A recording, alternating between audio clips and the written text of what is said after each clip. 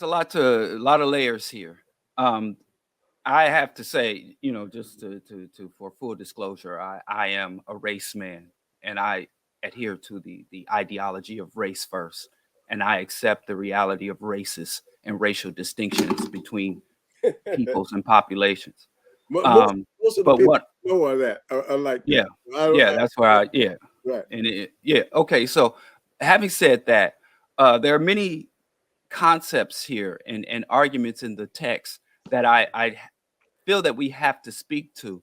One of the ones that has been repeated several times here and articulated in the text is this what I think is a fallacious notion that all humans came from Africa, because when we look at the archaeological records, unless we simply define Africa as solely a landmass and nothing more than a landmass, uh, we can't argue that humans came from Africa, because as we understand, and as I've learned from you over the decades, Dr. Asante, that Africa is more than just a landmass. It is a conglomeration of cultures, of identities, of worldviews and philosophies. It is a history of interactions and relationships and very concepts.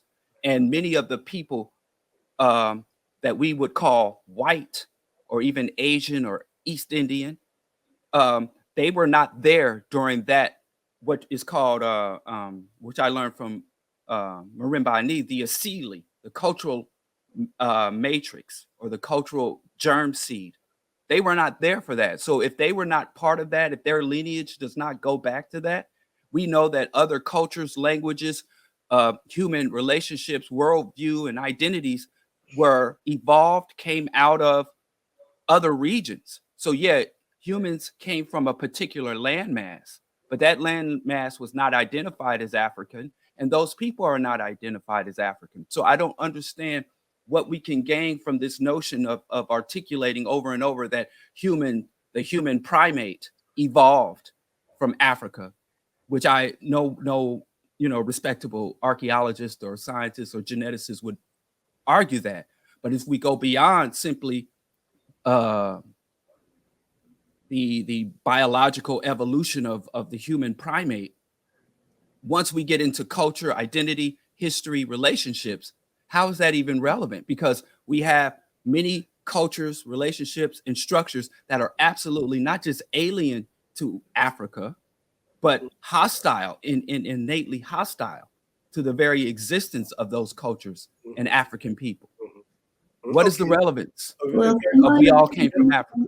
the best thing, I guess, for a person who is engaged in the life of sort of thinking about these things is to always know that there's nothing wrong with coming from one particular place of thinking and going to another. I mean, it's a very, very interesting. I was just thinking about all these things. The reason I say that is because when I was young and was deep into socialism, I went to Zimbabwe to live.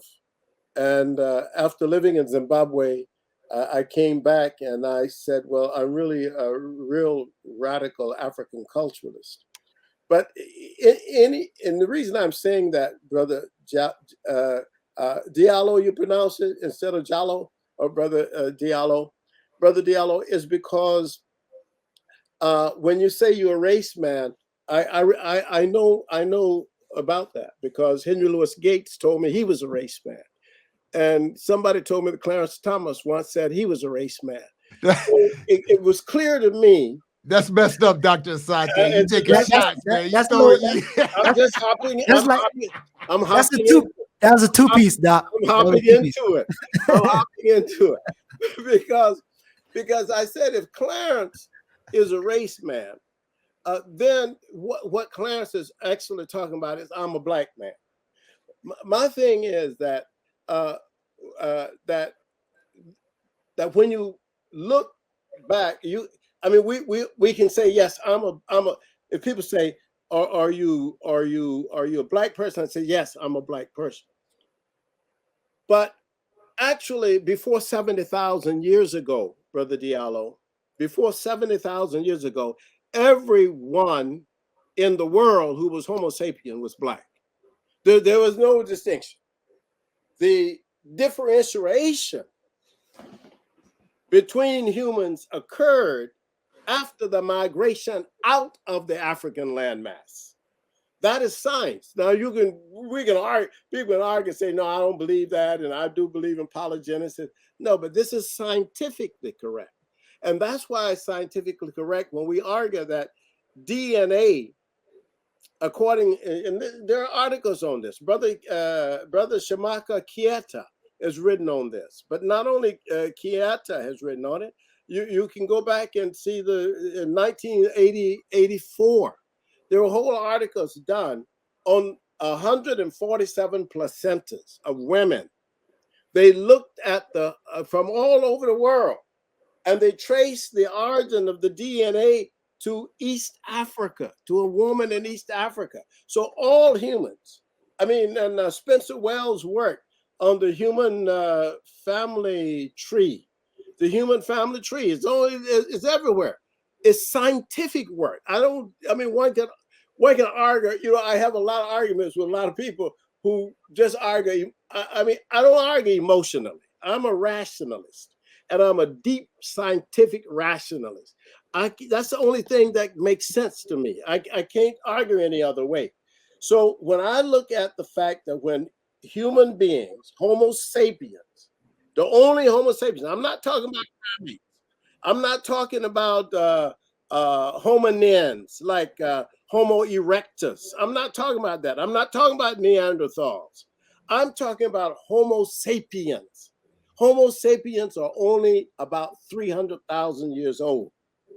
The Earth is 5 billion years old, which means that the Earth was here before modern humans were here. When the Earth was here 5 billion years, we were not here. And when we are gone, the Earth will still be here. So human civilization, Homo sapien civilization may disappear, but the Earth will remain, you see? So when you talk science, you understand that when Homo sapiens left the continent of Africa and went into Asia and went into Europe by isolation, by various other means, people became differentiated. But even on the continent of Africa, before we left, we became differentiated. In Africa, you have over 3,500 languages, which means 3,500 different groups of people. And all these people, this is differentiated. No African is like, you can't say that there's not differentiation inside Africa. You see what I'm saying? So this differentiation in Africa means that the African people knew that there were Africans who spoke different. After a few hundred years, they knew that somebody else had left the group and gone 100 miles away, set up a whole different family, created a whole different language, and so on. They knew that there was difference. What we are saying and what we argue in our book, Being Human Being, is that that difference did not relate to ranking of humanity into inferiority and superiority. That's what we're saying, that Africans recognized that people were different. Some were taller than others. The Twa were shorter than others. The Tutsi were tall. But they didn't say because you are tall, you are superior, or because you speak this language, you are inferior. They didn't do that. That was not right. That was something that was done when Homo sapiens left the continent of Africa and went elsewhere.